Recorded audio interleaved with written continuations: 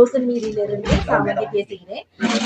இந்த வெள்ள காலத்தில் எங்களுக்கு ஏற்பட்ட பெரும் இழப்பின் காரணமாக வன்னியோக் நிறுவனத்திலிருந்து எங்களை பார்வையிட்டு எங்களுக்கு என்ன தேவையோ அதை இன்று செய்ய முன்வந்துள்ள சகலருக்கும் எனது சிறந்தாழ்த்திய வணக்கங்கள். எந்த நேரத்துல உதவி செய்யணும் அப்படின்னு பார்த்து அவங்களுக்கு உரிய நேரத்துல எங்களுக்கு தேவையான அடிப்படை சாதனங்களை எங்களோட லோசன் வீதி மக்களுக்கு வழங்கியது பேருதவியாக காணப்படுகின்றது.